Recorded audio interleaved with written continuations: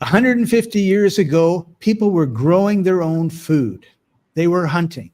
They were throwing bales of hay around. They were chasing cattle on horses.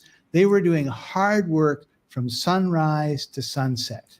Today, people spend 3 hours a day in front of their TVs. They spend 4 hours in front of their phones, looking at their phones, and they're averaging an hour in their car driving to and from work. They work in an office. So that's 8 hours sitting in front of a computer. There's no time for exercise, folks. That's what we call stagnation, and we're going to do something about it right after this.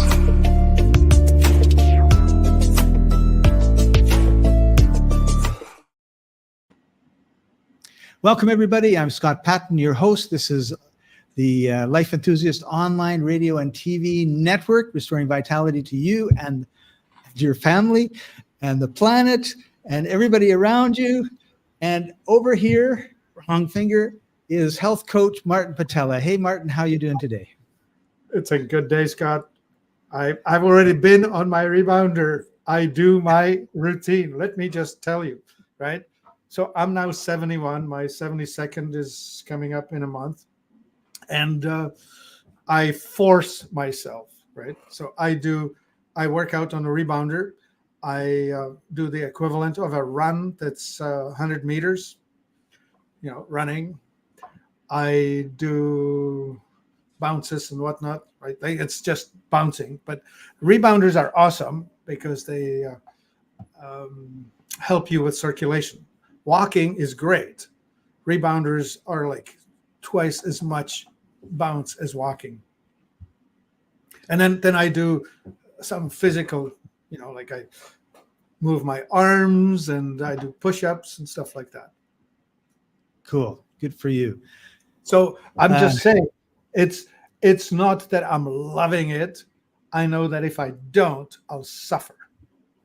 Yeah, there's a consequence to our actions or inaction, right? But before we get into I guess we're going to get into the consequences. Why is it important that we not stagnate? Like, why can't we just sort of lay around? I mean, you look at lions and cats and dogs, they spend all day pretty much just laying around doing nothing. Like, why can't we do the same thing? They only appear to be doing nothing. They're digesting. They're digesting their previous kill. When they are hungry, they work hard, and they don't kill every day. So they work hard for it. Well, let me explain it this way. There was a lovely experiment done in Arizona. It was called the Biosphere, and it's a huge dome, I think 2 acres in size, and very tall, and they created a enclosed environment in there. They wanted to isolate or separate it, sort of like an aquarium, but it was a biosphere. And they planted trees. And after a few years, the trees grew big, and then they flopped over, just fell over under their own weight.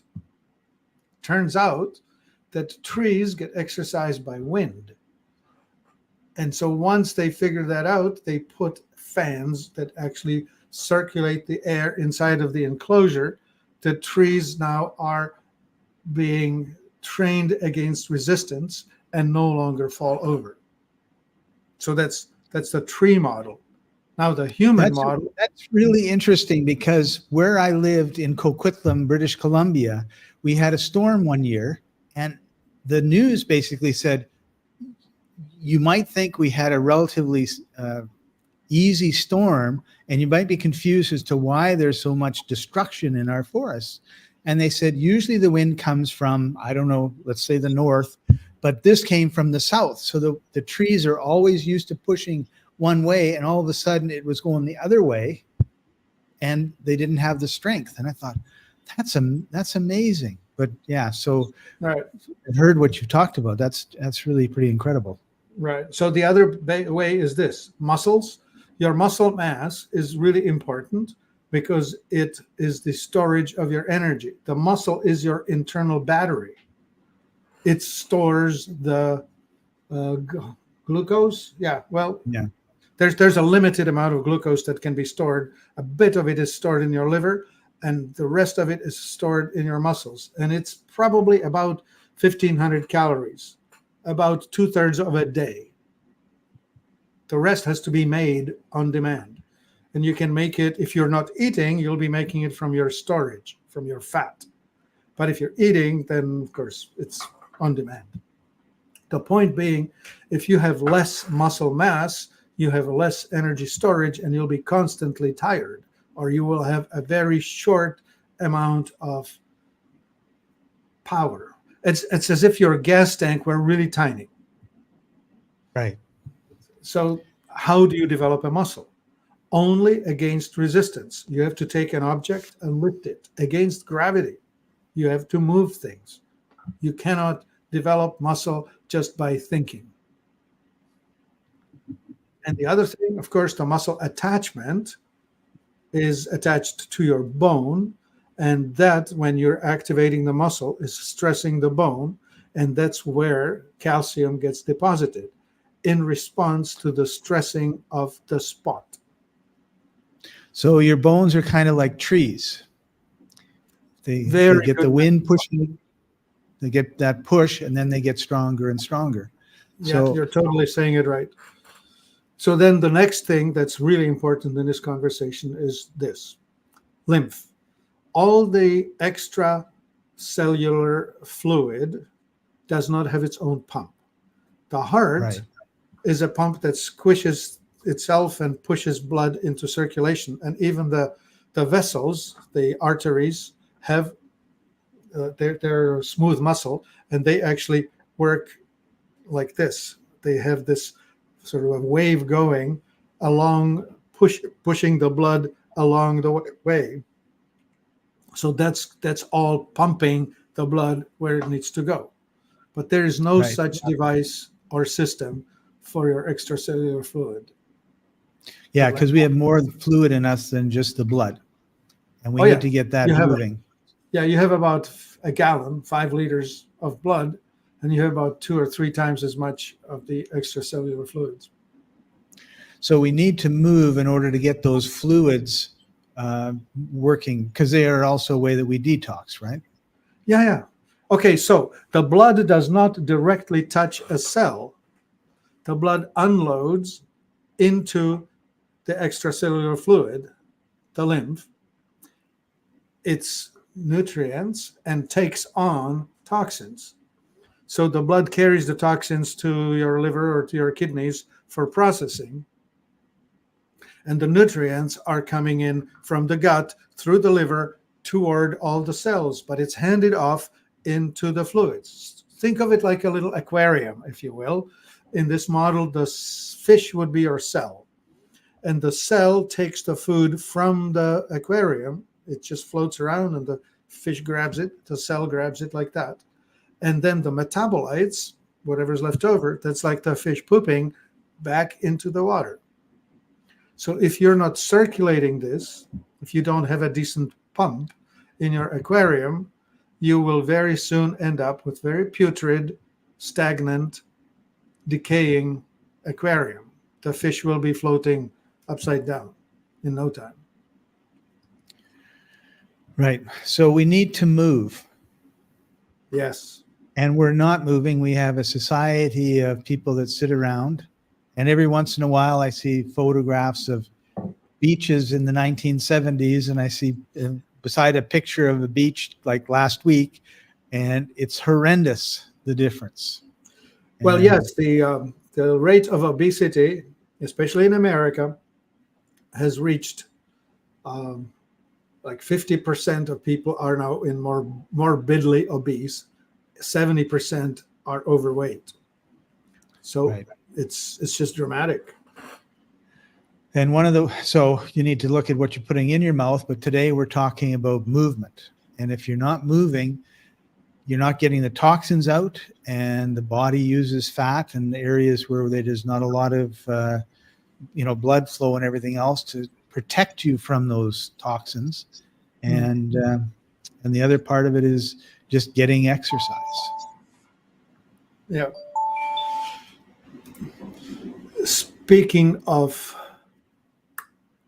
food and farming and exercise, I'm thinking of people who invented pizza, were Italian farmers, and they invented it because they needed to pound in something like 5,000 calories into their bodies because they worked damned hard in those fields, whether they were threshing the wheat or plowing or God knows what they were doing, but it was hard physical labor. Right. And so for that, they invented pizza because it's super concentrated way of getting a lot of calories into the body fast. We get to thank them for that. Well, as you know, I spent some time in Colombia, and I went out into the countryside to a small pueblo, and it was lunchtime. So we went to there was only local restaurants. It was really nice. And they brought a huge plate, and it had sausages and beans and rice and a couple other types of meat. And I mean, it was like, there was just no way one person could eat it. And I was like, your story about the pizza reminded me of it, because these are people that are walking up very, very steep hills to get their cows, to bring their cows home. They get the main crop was, I think, coffee. So I mean, they're working. It's not flat anywhere, So they're always going up and down hills, and they've got these massive bags on their back that they're carrying up and down these hills. Yeah. So when they sit down for lunch, they need a ton of energy. Yeah, they're easily putting out several thousand, 4,000, 5,000, 6,000 calories a day. Yep. Yeah, and they need that energy. Yep. And there's me, like, what have I ordered? That's right. I'm a typist. That's right. My fingers get a lot of exercise. Oh, man. Not much else. So I guess the next question is, if we've convinced you, like, you need to stop being stagnant, you need to move, you need to get around. We've talked about walking and rebounders and everything else. But what are some strategies that people can put in place in order to not be so stagnant? And I think the reason I want to bring this up is I think there's things that we can do, and we just have to, first of all, decide to do it, but also work on a support system that will help us do it, right? Like, yes. Everybody knows January 1st, my New Year's resolution, lose 20 pounds and go to the gym. And I go to the gym for a week and that's it for the year, right? But that's because there's no support system. So, one thing is, if you decide to do something, try to do it with a group or with a friend. Like, I remember one of my buddies and I, we were walking by a hot yoga studio, and he turned to me and he said, "Have you ever tried hot yoga?" And I go, "No." And he says, "Me neither. Let's do it." So the next day we went to hot yoga, and we realized very quickly that it was the most difficult hour and a half we'd ever spent. Just kicked us like nothing. Oh, yeah. And he said, "I need to do this more." And I said, "Yeah, me too." And so every day, 5 times a week for the next 3 months, he would show up at my doorstep and we would go together. So there was no way I wasn't going to go when he came to the door. Right. And then once he moved out of town to another place, I had that 3 months of habits built up, and I just continued to go. And so for 6 years, 3 to 4 times a week, I went to hot yoga. Probably not June, July, and August, because I would be out walking, hiking, biking, and that sort of thing. But basically fall, winter, and spring, that's what I did. And it was amazing the shape that I was in. And to give you an idea, I was visiting a friend of mine, and she has a 10-year-old daughter. And for some reason, the daughter had learned planking or something. And we don't really do anything like planking, I don't think, in hot yoga. But she got down, and she's 10 years old. And after like 10 seconds, she was like, "Oh, I'm tired." And she just like collapsed on, the 3 inches onto the floor. So then her mom said, "Oh, that can't be that hard." And then she did it. And after about 10, 15 seconds, she collapsed. And I says, "Come on, you guys." And I did the plank, and I held it for probably 35, 40 seconds. And then the daughter said, "Well, that's not right." And she sat on my back. So now I've got the daughter on my back, and I'm holding it for another 30 seconds. And the mom is going, well, that can't be right. And so she sits on, so I have the mom and the daughter sitting on my back as I'm planking. And it was easy because a lot of the exercises in hot yoga delve with the core, right? Yeah, core strength. And I've been doing it for a long time. So I think the trick is to figure out what you like to do and then figure out a strategy, which by that I mean the chances are you cannot do it yourself. Like I never would have gone to hot yoga for 6 years if my friend hadn't gone with me and developed that habit, right? Yep. So you find somebody that likes doing what you're doing. And well, let me share a little personal vignette on this one, which is this. I decided that I needed to do push-ups. So I tried to do it, and I had a hard time doing one. I thought, oh my God, have I ever let myself go? So the easiest way to do a push-up is with stairs. So I started using 3 or 4 stairs as an incline. So instead of being flat and full gravity, you at an incline with lesser push. So I first did 5 on 4 stairs, then I pushed it to 10, then I pushed it to 20, then I went to 3rd stair, 2nd stair, 1st stair, finally flat. So these days I actually can do 20 push-ups straight up, which is the standard military punishment. Give me 20. Turns good for you. out, indeed good for me, 71-year-old. But I tell you this, today, 77% of eligible by age young men in America cannot pass the military intake test. That is which is 20 push-ups. Yeah. That's one of those things, yeah. This is frightening. Who's going to defend us when they come for us? Yeah. Good question. They're probably relying on drones and little robots to run around and do it. Oh, yeah, that's right. You can run the robots and drones with a video controller. So we made a short list, and I don't know how much we need to talk about it, but the first thing is finding something that you like to do. Maybe you like to curl, or you like to skate, or you like to ride a bike, or if there's anything you like to do, that's where you start. But if you don't have any idea, one of the things that I think is probably it's the top of my list is go to dance classes. It's a social thing. Usually there's a lot of, like, salsa dancing. There's 20 people, 9 guys and 11 women, and then they all get in a circle and they change partners and you all learn. And by the time you're going, by the time you're getting good at it, you're getting really, really fit at it. I mean, it's a really good social exercise, gets you out and about. Another one would be like joining a hiking club.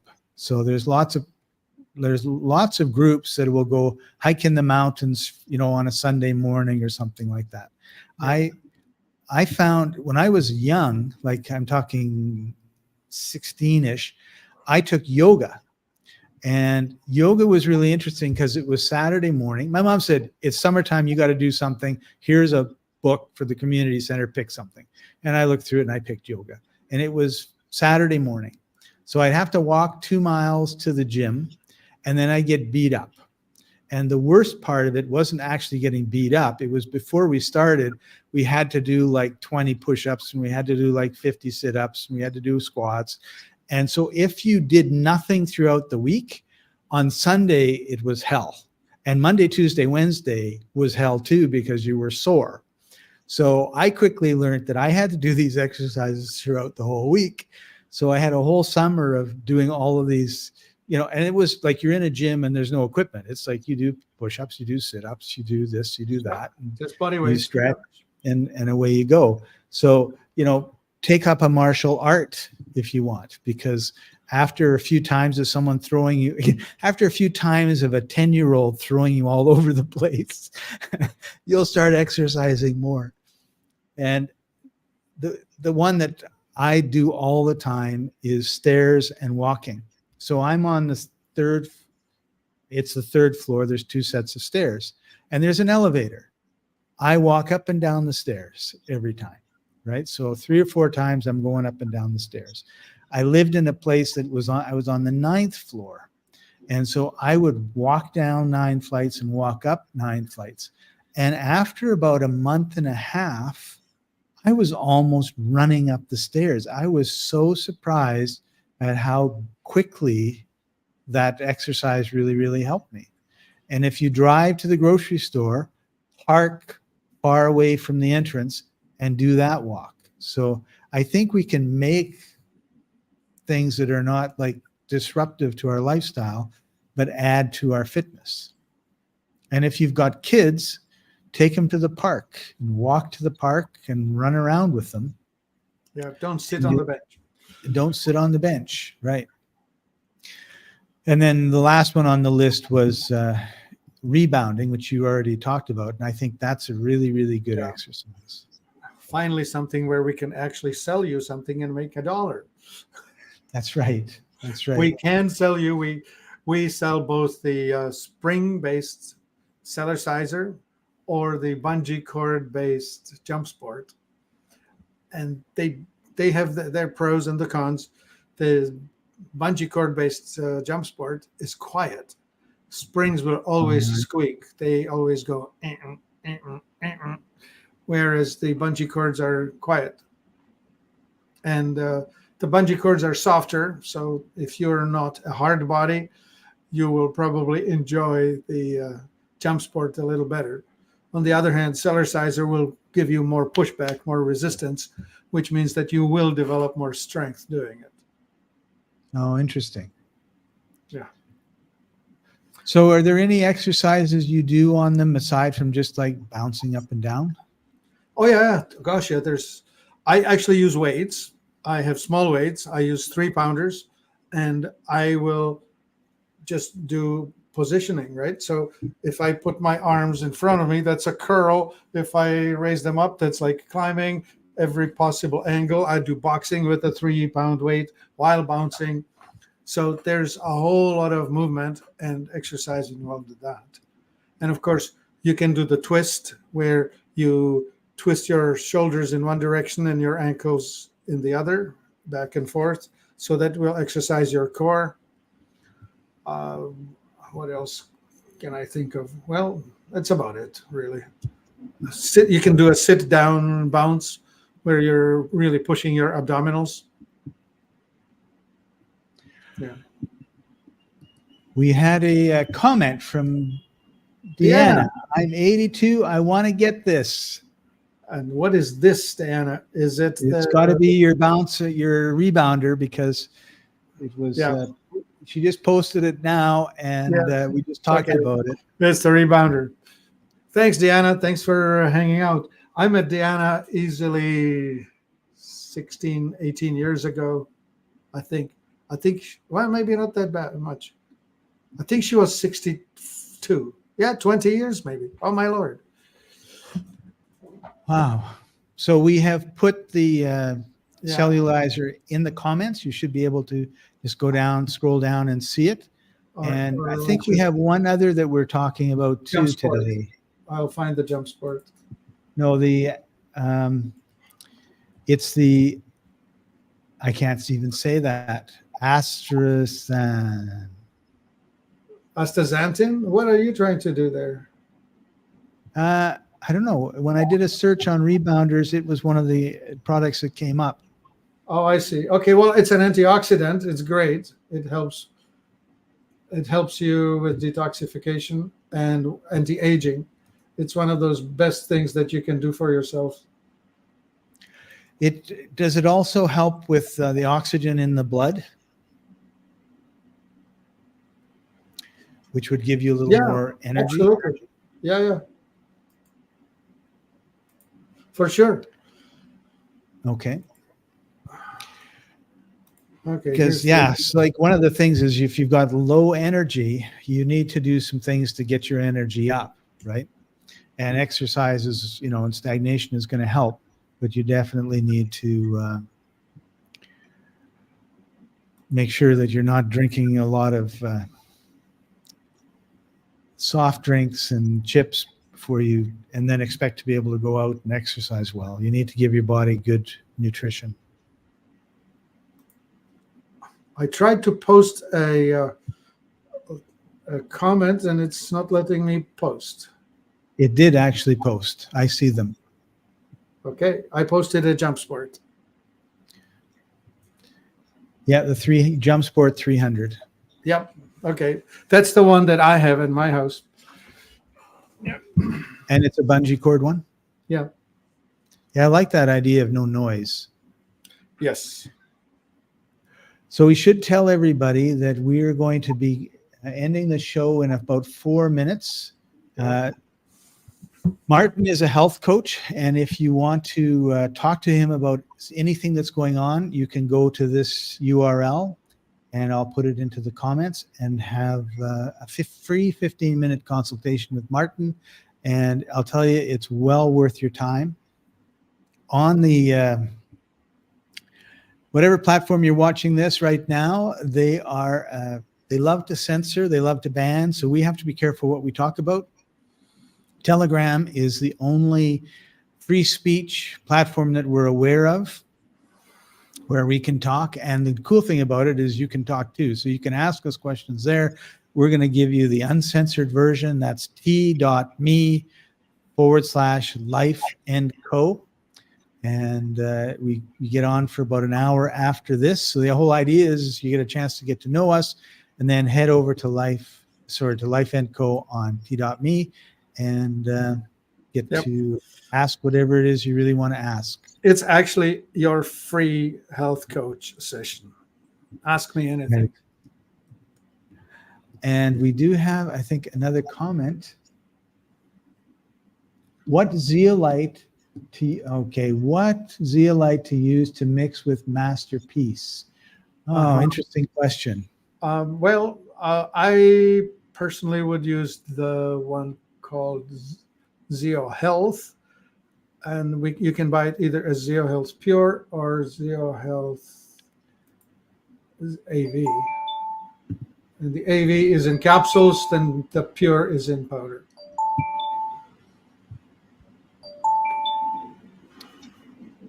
And this is a real office with real sales going on. And somebody's too busy to pick up a call. We have only 4 operators, but somebody just picked it up. There you go. So don't forget to join us every Thursday at 2:30 p.m. Eastern Time. That's 11:30 Pacific, and we'll be here. And subscribe, and all that sort of good stuff. And Jane says, thank you. Okay, Thanks. so I'm going to post the AV here in the comments. All righty. And I need to put the health coach link, which I can't find. There it is, into the comments as well. So, Martin, any last words before we sign off? Movement is absolutely required. Otherwise, you stagnate. And a best metaphor for stagnation is swamp. Swamp is a putrid thing. If your feet smell or if your groin smells, that's because there's stuff putrefying in there. It's lack of movement. Right. So you got to clean the aquarium. Yep. Now, if you're not able to do this, if you're really stuck for it, then maybe in the Ionic Foot Spa, like if you're disabled to the point where you are just unable to move, then you probably need the help. So the Ionic Foot Spa would be helpful. Would be a good one, yeah. But yeah, I mean, if it's an extreme case, you have a stroke and you're paraplegic and all the rest of it, it's kind of a different story. But if you're halfway normal, then start, just moving. If you're sitting they say if you're an hour at the computer, get up and walk around for 10 or 15 minutes, right?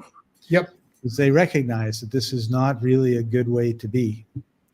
All right, guys, I'm going to check out. and switch to the other platform. So I'm leaving.